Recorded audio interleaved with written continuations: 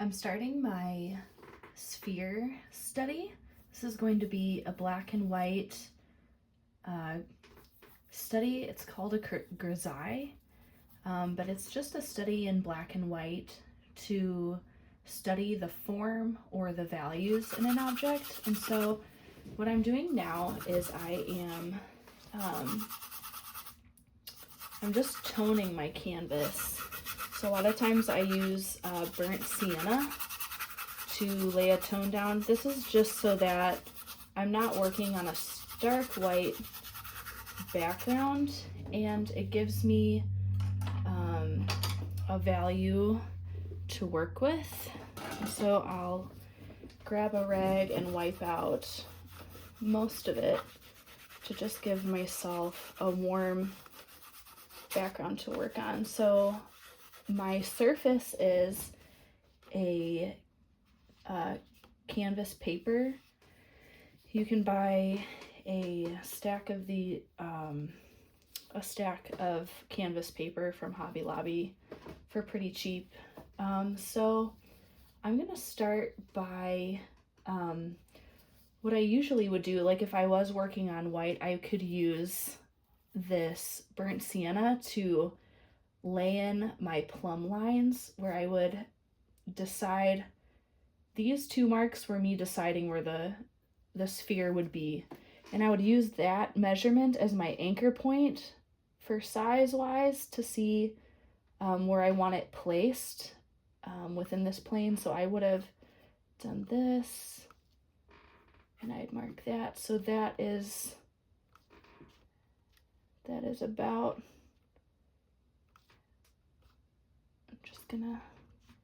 this is called comparative measuring, where you take the measurement of the sphere, which we will assume because circles are, they have the same width and height. And so here I will, knowing that, I will measure the width and compare that to the height. And so these would become my plumb lines. And so if I hadn't toned my canvas, this would have just been done on the stark white background. But the other way I can do it too is by wiping out, using a little bit of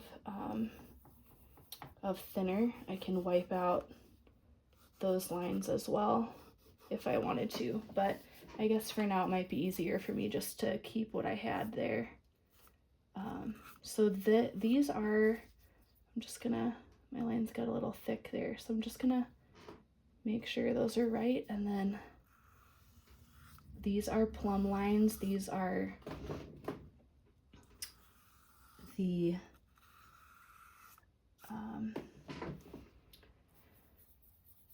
plumb lines are the lines that you lay down first to lay in your drawing. So I'm gonna start to take my my brush, which is a straight edge, and so I'm going to make some I'm going to transfer the angles that I see, and I'm going to keep my arms stretched out straight, kind of. You can't see my elbow, but my elbow is straight out, because what you want to learn how to do is to transfer an angle that you see here and place it onto your surface. So I'm just gonna spend some time doing that. I might not talk for a minute so I can focus.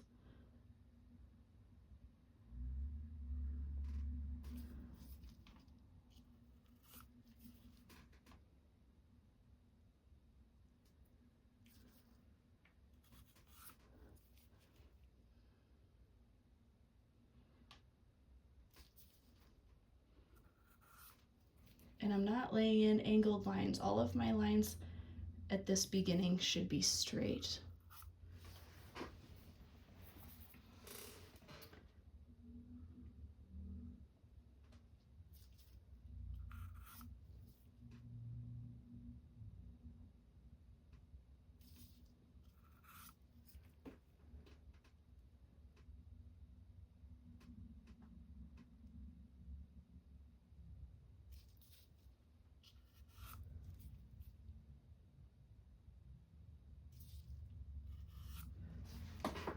There, so that's about where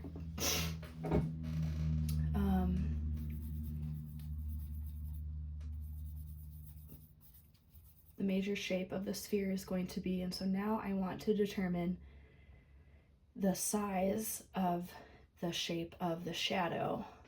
So I know that the shadow, if you take the width of the ball onto your brush and mark it with your thumb from the edge of the brush to the tip of your thumb, and you take that and compare it to the width of the shadow, it is about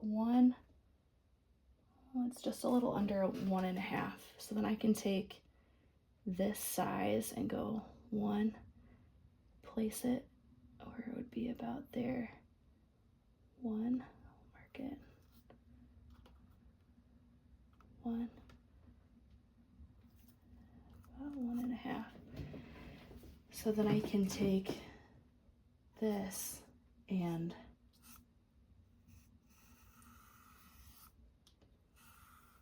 kind of lay in the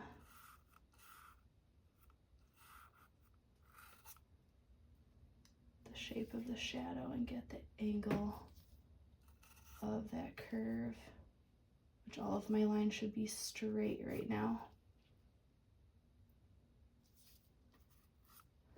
There. So now what I'm going to do is I'm going to clean off the edge of my brush, and I'm also going to clean off my palette, because now I'm going to lay in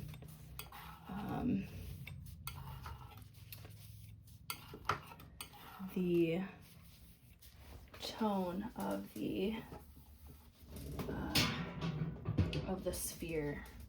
And so what I'm going for at the very beginning is the right value. If I was working in color, I would be working on getting the right value and an about color. It's what's called the local color. And so for now, I'm just going to clean off my brush, and now we're going to look at the shape of the shadow. And let's see, the shape. The shadow is going to be about a 2 right here on the value scale. So I am going to start there. I'm just mixing in a little bit of thinner. So I just took some from my palette cup, and I want to get the paint to be just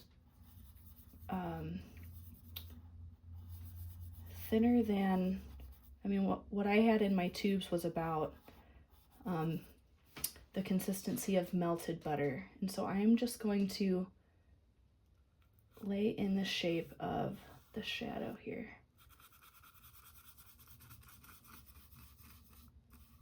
Keeping my drawing as best I can. And then the shadow also looks to be a little darker than a 2, so I'm going to mix a little bit of black into that to get a little bit darker. And then I'm going to lay in my shadow shape.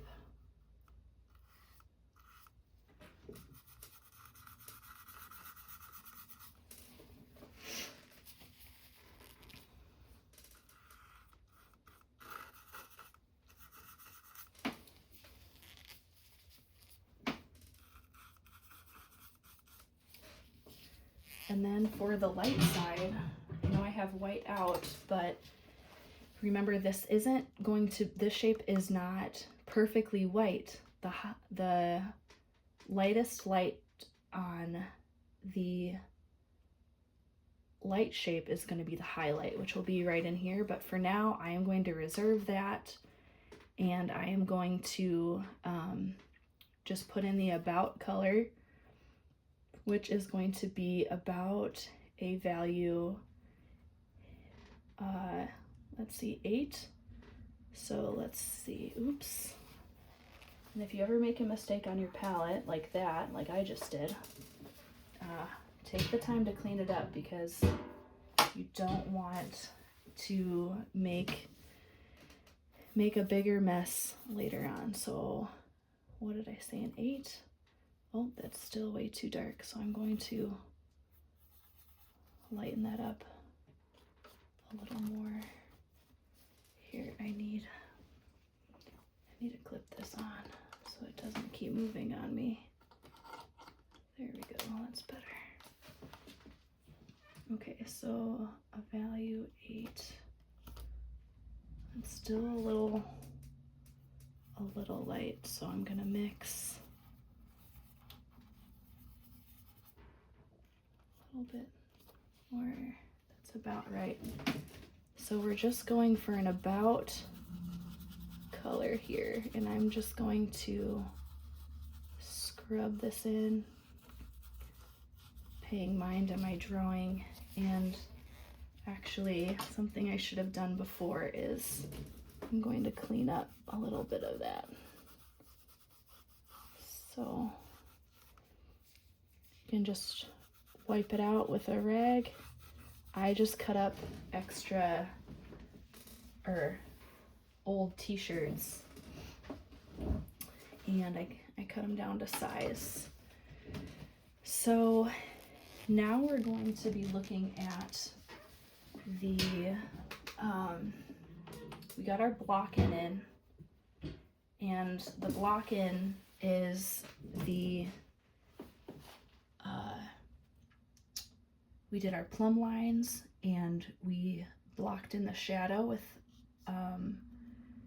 the about color, or the about value rather, and we blocked in the shadow and the light shape.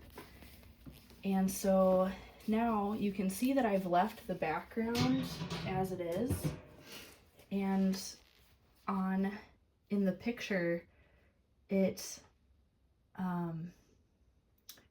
reads darker than the light, and so we'll get to that. For now, I'm gonna work on getting a few of the values into the lights and the shadow on the ground plane. So just to give me a base of what to work from, I want to put in my darkest dark from the very beginning, which is going to be the occlusion shadow right underneath the sphere. The occlusion shadow is the darkest part where no light can get to.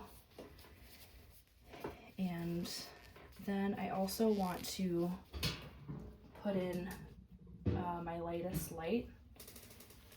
And I don't always do this. A lot of artists I know do, because it gives you your scale, your dark and light scale for your painting. But I'll do it for now just so you can see while we're working what that is. So now that I have those two in, I'm going to work on just softening a few of these shapes, which this is called the Terminator line. It is the line that separates the darks and the lights. So now that I have that in, you can see in the reference that there is reflected light here, and a lot of times it seems that it is lighter than it actually is, but the lightest dark is never as light as the darkest light. So this color will always be darker than the light shape And so if you squint down, you can see that this shape here, sorry, reads as one shape. And it, because the moment that you, like if I would put this in the light shape, like look at how off that looks. It doesn't look unified. And so that is something to really consider as you paint, that you never make the reflected light too light. So now I'm going to get the background in because that's bothering me.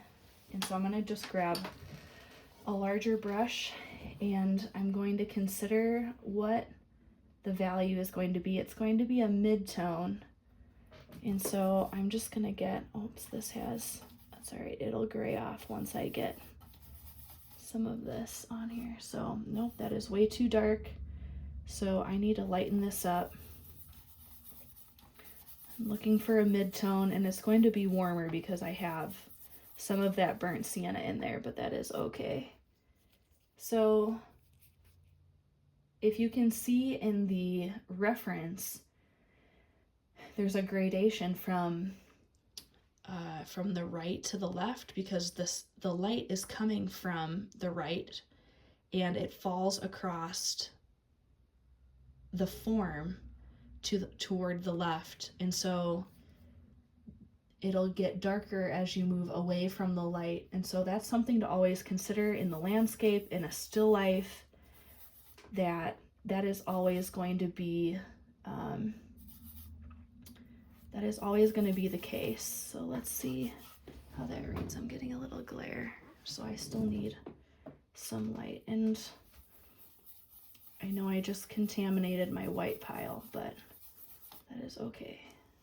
Let's see. I'm getting a little bit of a glare, so I've got to move a little bit. Okay. So I'm just going to scrub this in a little bit. I'm going to be careful not to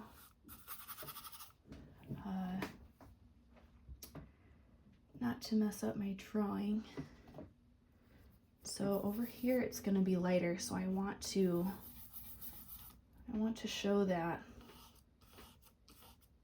And I'm using a really big brush, so if you need to get more white out, go ahead and do that.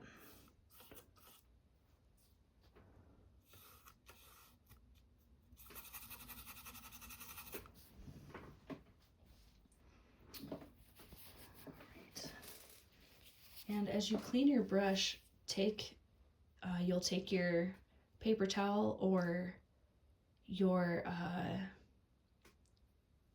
toilet paper like I use, and you'll squeeze off the paint, and that way it, as you clean out your brush, you're not getting all of that paint into the thinner, and it keeps your brush clean as you move through different colors. So now I need to darken this a little bit.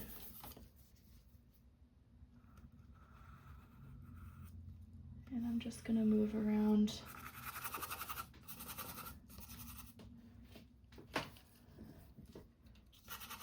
Keeping in mind the gradation that we were just talking about.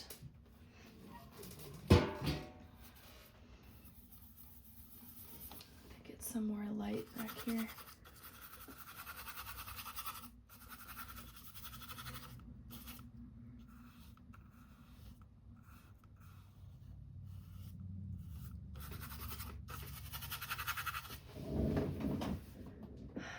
So that's a block in for the background, which I will definitely be going back to that. So now what's bothering me is the shape of the shadow. So I'm going to work on that a little bit. I'm going to grab a size 6 filbert. That's what I have here. And I am going to work on, sorry, I'm just getting a lot of glare. I'm going to take out that glare so I can actually see my values. This is going to mess up some of my strokes, but it will help me in the long run to be able to see my values better. Okay, that's better. So I'm just using a really soft brush. That's a little dirty now from the darks, but I won't be using that again. But you can always, I have a few of these like mop brushes that you can just use to take the glare out of the painting because the light's coming from the top, and so all of that is just reflecting, so I'll have to go and fix some of my strokes, but that's okay. All right, my size 8, let's get back at it. So I'm going to work on the shadow shape of the ball. And something I did not get in right away was the shape of it well enough, so I'm gonna go and make some corrections to that.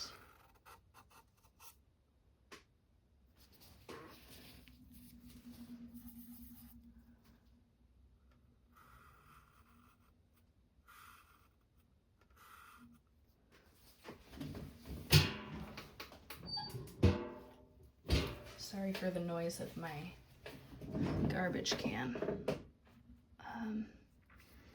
And then as the shadow moves away from the ball, it really softens out on the edges out here. So you'll see the sharper edges closer to the ball, and I need to get this angle back. There we go. And I lost my darkest dark, so I'm going to reestablish the occlusion shadow underneath here.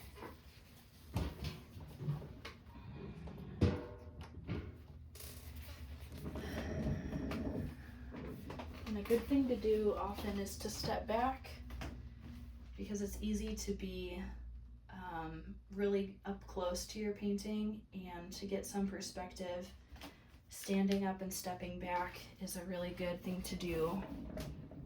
To give your eyes a break.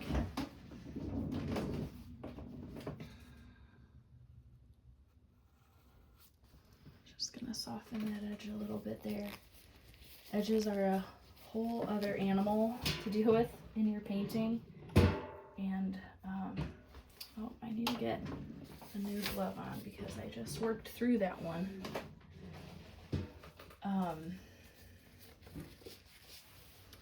So now that I'm looking, I need to go and consider the shadow again of the ball, or of the sphere rather. The front part of it, I messed up when I took the glare out, so I need to go back in and establish that.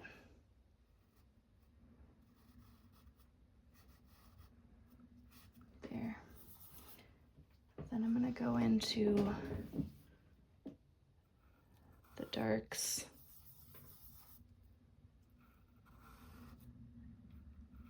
And just reestablish my darks to unify it. And then, as we were talking about before with the reflected light is never as dark as the darkest light. So I don't even, yeah, that's pretty good. I might make it a little bit lighter, but it should, that's better. But now I lost the the shape of the darks. I made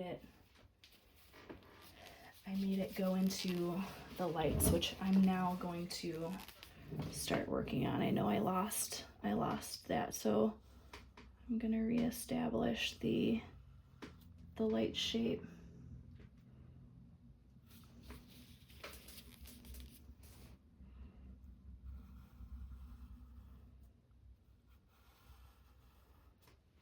About there.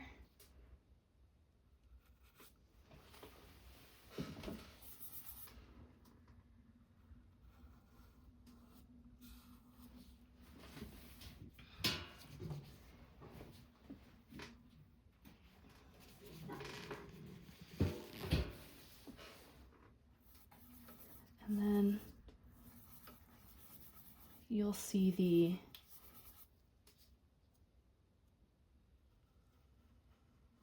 how around the highlight it gets lighter.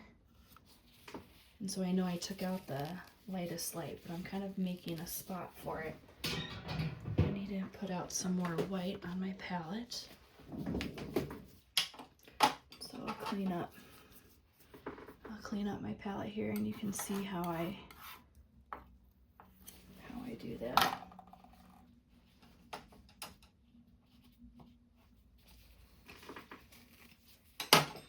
Because I want my white now to be and stay clean. I want clean color on my palette.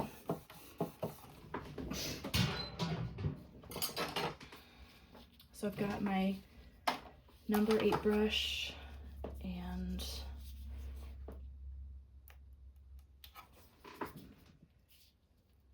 there's the white with my number 8 brush. I'm going to just mix a little bit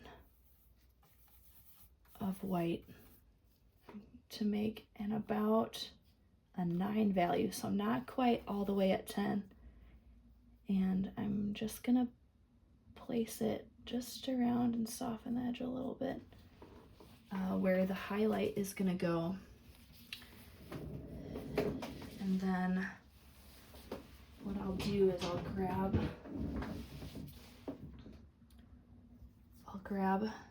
a good amount of paint for the highlight, and I'll just place it on there, just so.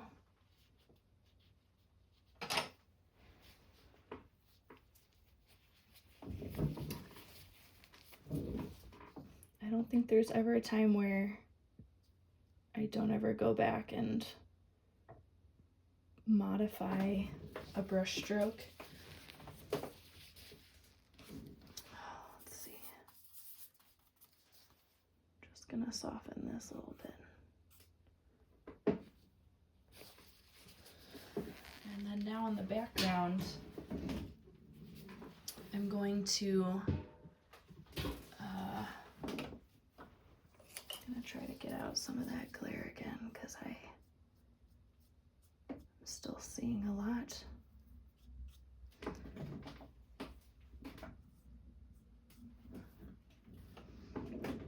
So if you can see, I've got this line right here.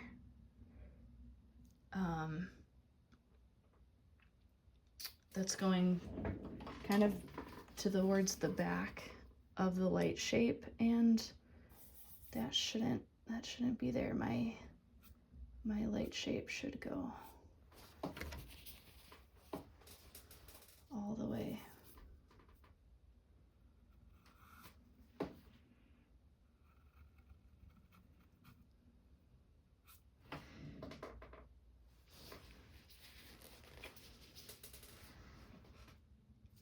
And my background, as you can see, it's not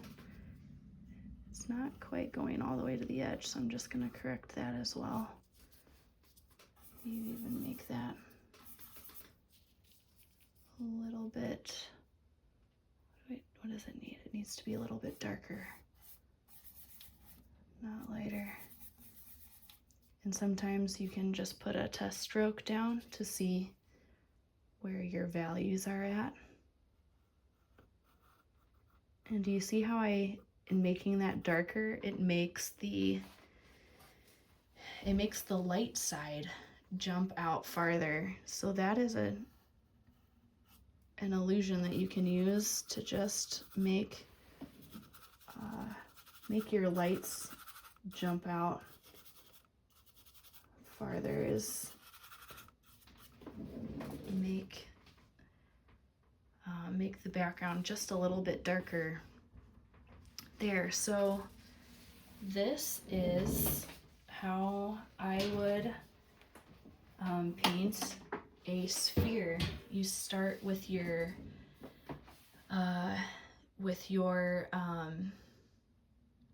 plumb lines and the major shapes of the dark and shadow shapes, your light shapes, and in the light here we started with our light shape, and then we had the shadow shape, or the form shadow rather. I keep saying shadow shape. The form shadow is the shadow that is on the form. And then here is the cast shadow. So you have your highlight, your light shape, and then you have your form shadow, and then the occlusion shadow, which falls right underneath the object where none of the light can get to it. And then you have your cast shadow, which we talked about being sharper along the edges, closer to the object, and then as it moves away, the edges get softer. And so what I might actually want to do at the end here is just put in a few strokes along the tabletop here to just show a little bit better the light being cast in this direction. Like that. So I will post a picture of this, and so you can see my painting as it's finished. So that is a grisaille of a sphere, a black and white study.